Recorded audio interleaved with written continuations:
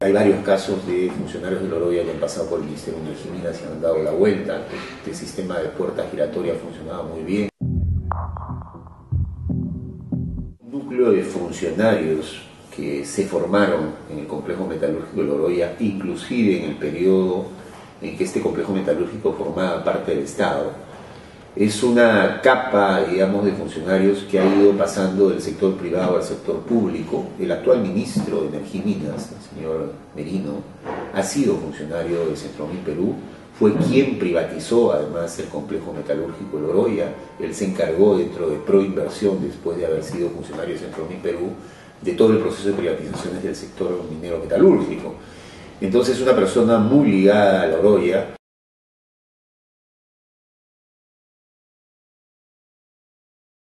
No creo que sea tan sencilla la tarea de reanudar el complejo metalúrgico, un complejo que ha estado paralizado durante un buen tiempo, que si bien ha tenido, digamos, trabajos de mantenimiento, lo cierto es que, como todos recordarán, este complejo fue paralizado por falta de capacidad operativa de la empresa y recursos financieros para precisamente respaldar los insumos básicos que el complejo necesita para poder operar, ¿no?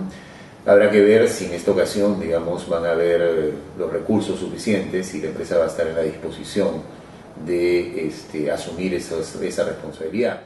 Entendemos que el complejo metalúrgico es la principal fuente laboral en Loroya, que hay un número de trabajadores y familias que dependen económicamente de esa actividad.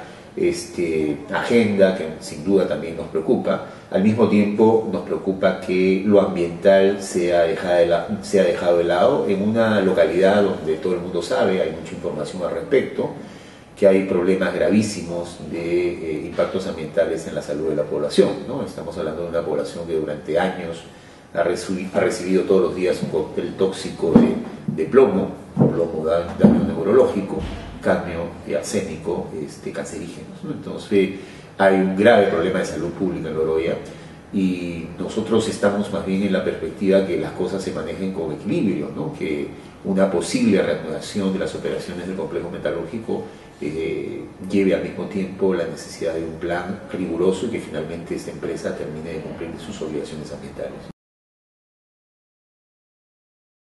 Yo creo que hace tiempo el Estado no está haciendo su tarea. Yo creo que ha habido una actitud muy permisible. Estamos hablando de una empresa que tiene pésimos antecedentes. No hay que olvidarnos que esta empresa ha sido suspendida de la Sociedad Nacional de Minería, es decir, ni las propias empresas la admiten como compañero de ruta, como parte de su gremio. Es una empresa que tiene pésimos antecedentes en los Estados Unidos, ¿no? Hemos tenido la oportunidad de hablar incluso con miembros de la Sociedad Peruana de Derecho Ambiental en Washington, con las autoridades ambientales de los Estados Unidos que están a cargo del expediente de Oberran, y para ellos Oberran siempre ha sido una pesadilla en los Estados Unidos.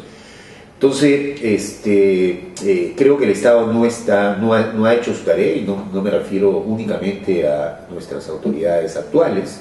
Creo que se cometió un gravísimo error en el 2006 cuando se le dio la ampliación casi al finalizar el gobierno de Toledo, porque en ese entonces no había todavía tratado de libre comercio, por lo tanto el Perú no tenía las obligaciones que hoy en día tiene, ¿no? Obligaciones y instrumentos que hoy en día la empresa está utilizando para denunciar al Estado peruano, porque no hay que olvidarnos que en estos momentos Oberran ha llevado a un proceso de arbitraje al Estado peruano y le está pidiendo una indemnización por $800 millones, que por daños y perjuicios podría ser un monto mucho mayor, ¿no? Y ahora nuevamente se está hablando de una tercera ampliación.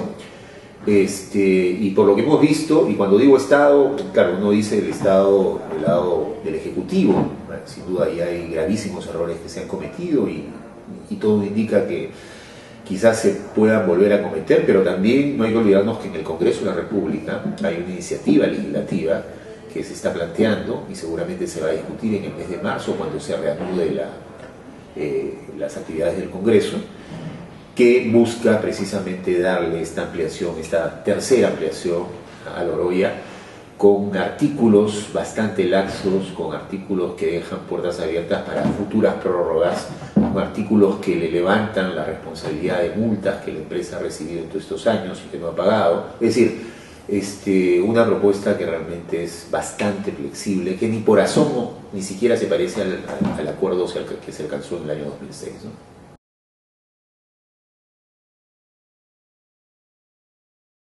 RAM está demandando, es el primer caso que está utilizando el instrumento del Tratado de Libre Comercio. Es el primer caso por el cual, al amparo del Tratado de Libre Comercio, el Estado peruano está siendo llevado a un proceso de arbitraje donde ha sido demandado por $800 millones. La empresa que ha sido expulsada de la Sociedad Nacional de Minería, la empresa que tiene los peores antecedentes en los Estados Unidos, esa empresa es la que está llevando a un proceso de arbitraje al amparo del capítulo de inversiones del TLC. Proceso de arbitraje que si el país lo pierde vamos a terminar pagándolo todos los peruanos, ¿no?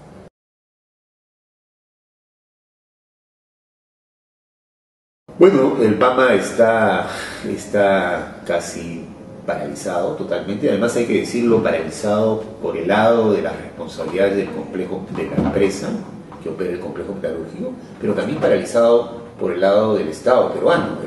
El PAMA de La Oroya se divide en dos partes.